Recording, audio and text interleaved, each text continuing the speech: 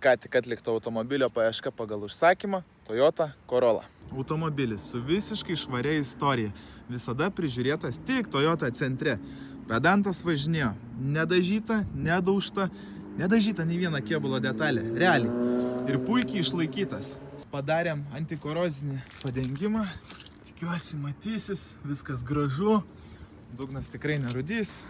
Nebloga komplektacija. Šildomos sėdynės. Susidūrimo prevencijos sistema, linijų palaikymas. O geriausias dalykas, kad jo rida tikra 64 000. Turi dar galinę kamerą.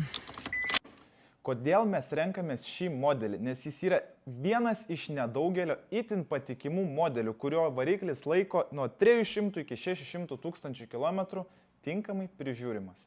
Yra daugybė gražesnių, galingesnių, fainesnių automobilių už tą patį biudžetą, bet jie yra itin gendantis, o genda variklis. Gamintojai yra labai protingi ir jie padaro, kad automobilis atlaikytų truputį daugiau negu garantija. Tai yra virš 100 000 jau prasideda gedimai, rimti variklio.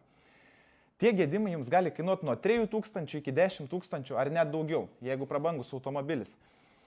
Mano tikslas yra apsaugoti jūs nuo tų nepatikimų modelių, kurių yra begalė. Realiai 95% yra itin nepatikimų automobilių, kurie jums va taip suges tik nusipirkus. Nes jis jau bus parvarytas iš Europos kažkur, jau buvęs su variklio defektu, o pardavėjas to variklio tinkamai tikrai neremontuos. Kaip pavyzdys, kaip jie daro? Nuperka su variklio defektu, kad gerai sutvarkytų, kainuoja 8 000 eurų, jie 8 000 eurų mažiau nuperka nei rinkos kaina, bet tvarko tik už 1500 eurų, tam, kad sutaupytų ir uždirbtų. Bet, va čia yra vienas bet, jums tas variklis laikys nuo 1000 iki kokių 20 000 km. Ir jūs finansiškai nudėksit. Ir žinau, tokių yra pilna mano žiūrovų. Jeigu jūs išdrįsit, parašykite į komentarą savo istoriją, kaip jums po nusipirkimo itin greit sugedo variklis. Kartais jo, būna tiesiog įvyksta gyvenimas, bet tai itin retai. Dažniausiai tiesiog, kad kažkas norėjo labai daug uždirbti ir sutvarkė tą variklį ant pardavimo. Mūsų tikslas – nustatyti, kaip tas variklis sutvarkytas, jeigu jau darom patikrą. Tai yra be galo sunku, kartais net neįmanoma 100% nustatyti. Arba mes jau žinom, kaip tai yra, net nevažiavę. Visokių modelių yra, visokių žinių turim bagažą.